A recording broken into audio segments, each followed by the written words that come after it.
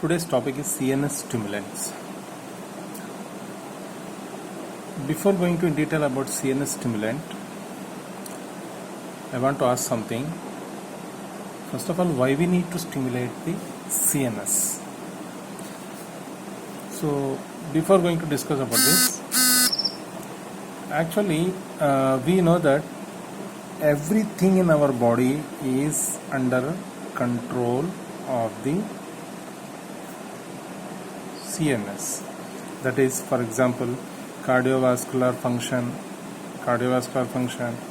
respiration, motor, psychomatic, any. So, what I am saying is, everything that is including the respiration, cardiovascular function, or any motor function or sensory function, everything is under control of CNS. So here, if CNS is functioning normally, then there is no problem, then there is no issue. If CNS is acting over, that is what toxic effect or hyper action. The second one is what? Hypo or inhibitory action. In this toxic, if the CNS is overly acting, in this overly acting or hyperly acting, in that condition we need to use CNS depressants. If CNS is showing its inhibitory action, not normal action, for example, respiration is there, or blood pressure is there. For controlling the blood pressure also, center is there in our brain. So for example, blood pressure is not 120 by 80. Instead of that, it is now 80 by 60 because of the CNS dysfunction. Finally, it is diagnosed as because of the CNS dysfunction. In that condition, that is what it is considered as a inhibitory CNS dysfunction. In this condition, we need to use the CNS stimulants. In this condition, we need to use the CNS stimulants. So, let's go in detail with the CNS stimulants. Here, according to your syllabus, here in Tripathi book, he said, the first of all, that is what convulsant, and next one is what analeptics, and third one is what psychostimulant. In convulsant, the examples are strychnine, picrotoxin,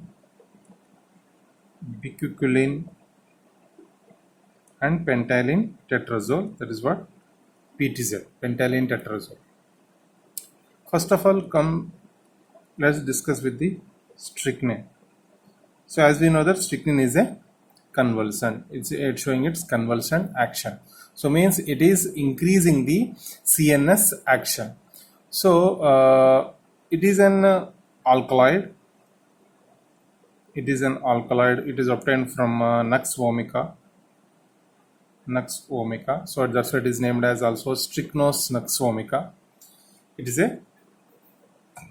The strychnine is a neurotoxin.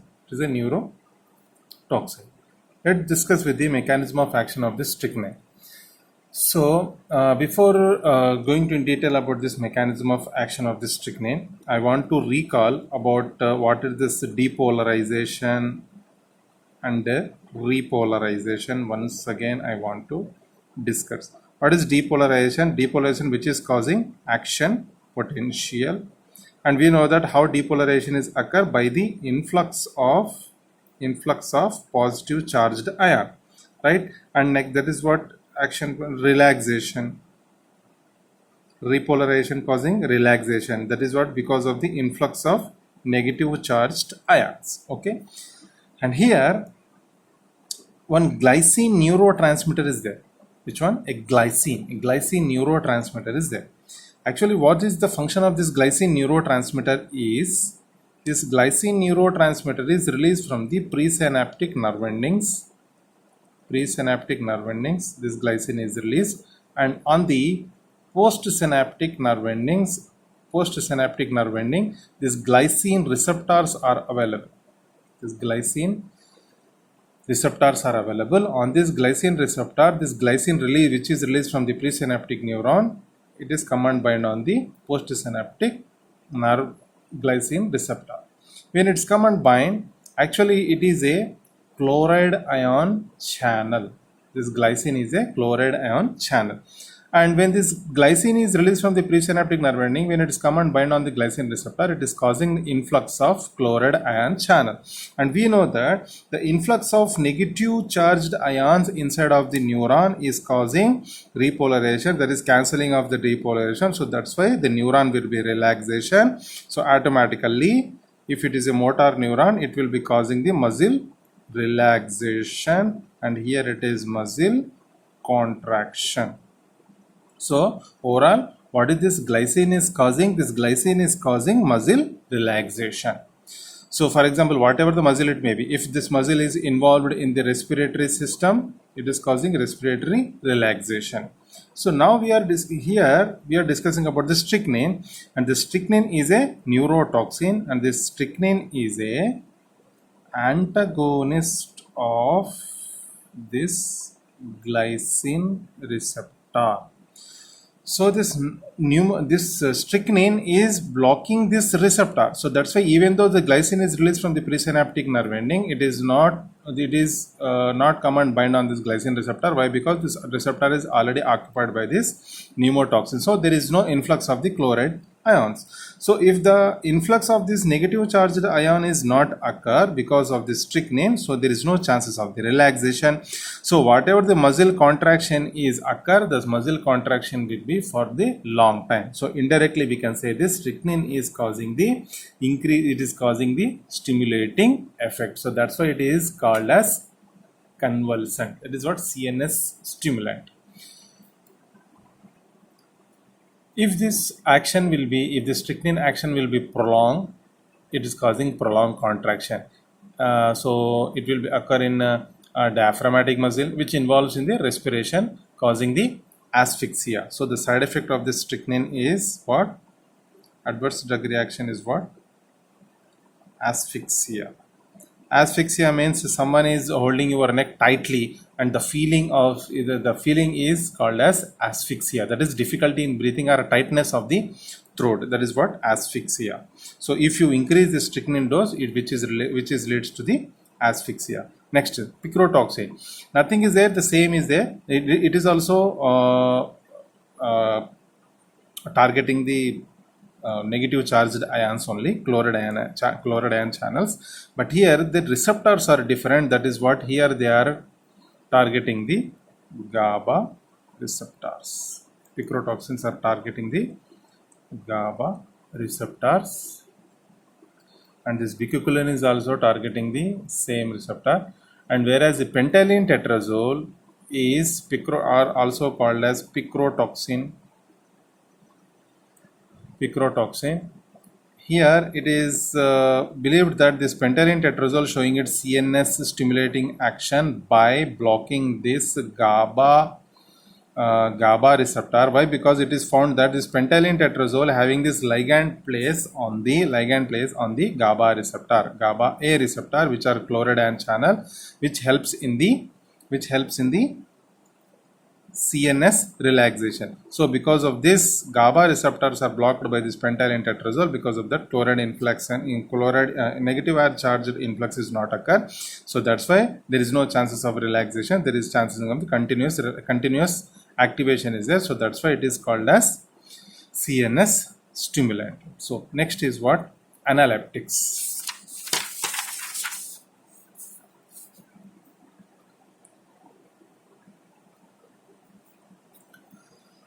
Analeptics are nothing but it is a respiratory stimulant. It is also called as respiratory stimulant. In this respiratory stimulant, actually, in what condition this respiratory stimulant is used? In coma condition. Actually, this analeptic, the example, only one drug is example here. That is what? Doxapram or Dopam. doxapram or dopam also usually it is called. And this doxapram is usually administered through IV in case of coma condition or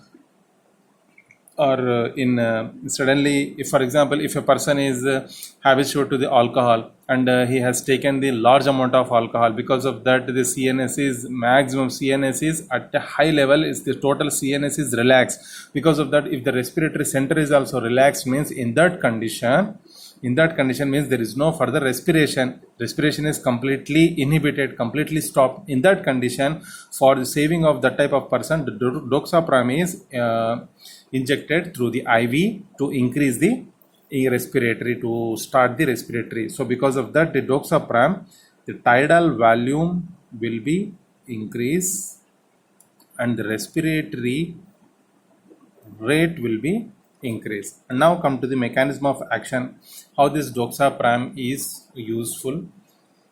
Actually, doxapram or dopam, very important. This analeptic, most of the time it is asked in the party type of short answers question or long questions also. So that's why carefully listen. These analeptics are also called as respiratory stimulant. The example is doxapram, also called as dopam. It is only administered through the IV route only for the person of coma, the way in which person the respiratory system is completely stopped or there is no further respiration. But still cardiovascular function is there, but the only respiration is inhibited. Respiration is stop function. In that condition only this doxapram is injected through the IV. So how it is functioning? So come to the mechanism of action. So we know that in the heart, the two carotid arteries from the aorta, two carotid arteries are released. In the two carotid arteries, carotid body is available. These carotid body are having highly concentrated with the chemoreceptor. Actually, these chemoreceptors are having the sense of, they can assess the pH of the blood. That is means if the pH is low, means it is indicating the carbon dioxide concentration in the blood is increased. So immediately when the pH of the blood is low, immediately these chemoreceptors will be triggered. The chemoreceptor will be triggered means immediately these chemoreceptors send the signal to the respiratory center. That respiratory center which is located inside of the brain. Exactly where it is located in the brain is in the brain stem. In the brain stem, two centers totally in the respiratory center consist of three centers. In that, two centers are available in medulla oblongata, and one center is available in pons. So here I am drawing.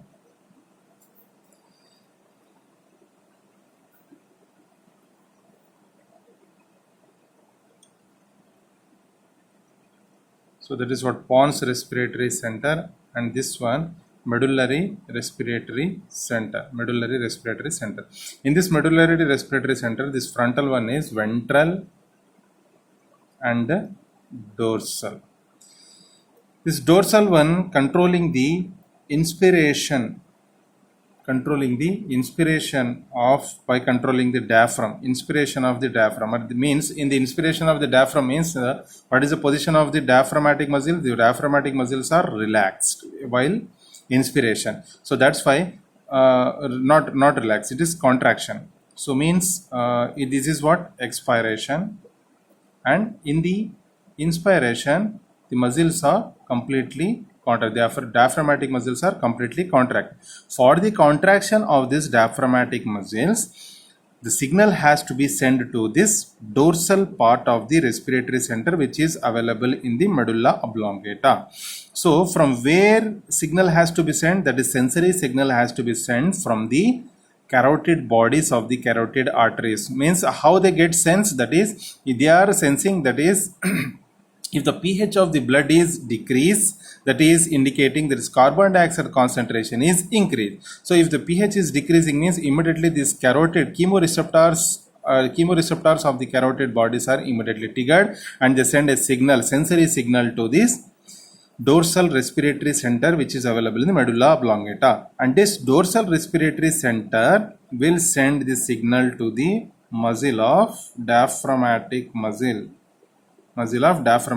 which is causing the contraction. Why? Because all these are respiratory stimulants. Stimulation means contraction.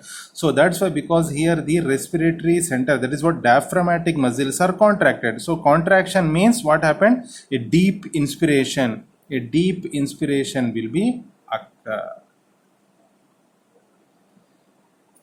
And like that, whatever the functioning of this pons respiratory center and the dorsal respiratory centers are, they are controlling the rhythmicity, they are controlling the rhythm of the respiration. Means while we are doing the yoga, a normal respiration is there. A normal respiration means a completely what we can say, that is what relaxed respiration is there, slow respiration is there. But while doing the exercise, a rapid respiration is there, fast respiration is there. So that is what the rhythm is changing here. So that's why after exercise, after finishing the exercise, means after supplying the whatever the needed oxygen to the body, after completely supplied, then again the respiration has to become normal. So that rhythm, that is the frequency and the rhythm of the respiration, is controlled by this pons respiratory center and this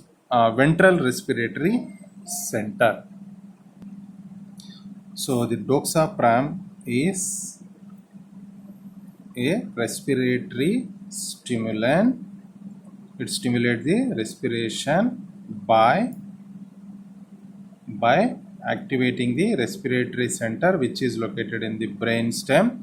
So the respiratory center controlling the respiration by coordinating the contraction and relaxation of the intercostal muscle and the diaphragmatic muscle, that is what intercostal muscle between the ribs. So these two, by contracting and relaxation of these two muscles, the respiration is under control by the respiratory center. So in the coma condition or any respiratory depression patients, in those conditions, this doxapram is directly injected through the IV. Intravenously it is injected. Next, psychotic stimulant. We are already familiar about this. What is the psychotic stimulant? Is in what condition the psychotic stimulants are useful? Or mainly it is useful for the students, those who are having a lack of concentration in the classes, lack of concentration in the listening, and what is that? And it is also used for the attention deficient hyperkinetic disorder in children's, for increasing the concentration, for increasing the attention, and for increasing the concentration, for increasing the attention, for behavioral learning ability, and in these conditions mainly these drugs are used. Here I have mentioned, that is what amphetamine, modafinil, and methylphenidate, and cocaine, caffeine, armodafinil, and cocaine, caffeines are we are getting these two, cocaine, caffeine in coffee, tea, chocolates. These two contents are available in these coffee, tea, and chocolate. So that's why while examination, the parents, and anyone that suggested that take a coffee, tea for concentration, for gaining more concentration. So why? Because they are all are psychostimulant. And here the first we are discussing about, that is what amphetamine. Amphetamine, that is, it is a psychotic stimulant. Yeah. Amphetamine is a central nervous system stimulant, CNS stimulant, that is used in the treatment of attention deficit hyperactivity disorder. That is what ADHD. Usually, it is appear in the children's. Attention means attention is not there. Attention deficiency is there. Hyperactivity or hyperkinetic disorder. ADHD. So here we are discussing amphetamine related to CNS stimulant. Why? Because it is also used in case of the obesity treatment also. But here we are discussing about the amphetamine only. Amphetamine related to CNS stimulant. Come to the mechanism of action of amphetamine. So actually in the CNS activation or any action potential from the presynaptic nerve ending, neurotransmitters are released from the presynaptic nerve ending and which will bind on the postsynaptic nerve ending. We also know that, right? That is what for continuation of the action potential which is generated in the presynaptic nerve ending. So to making that action potential in the postsynaptic nerve ending also, so they have to release some neurotransmitter from the presynaptic nerve ending. That is what dopamine or norepinephrine or monoamine, like this type of some neurotransmitter, they are released into the synapse and which will come and bind on the receptors or the particular receptor which is causing the generation of action potential in the postsynaptic nerve ending. So again further this action potential carries this action potential and finally they release the neurotransmitter from the postsynaptic nerve ending which is causing the contraction relaxation of the muscle. We also know that mechanism. And here we need to point out here only, that is what the junction between the presynaptic nerve ending and postsynaptic nerve ending.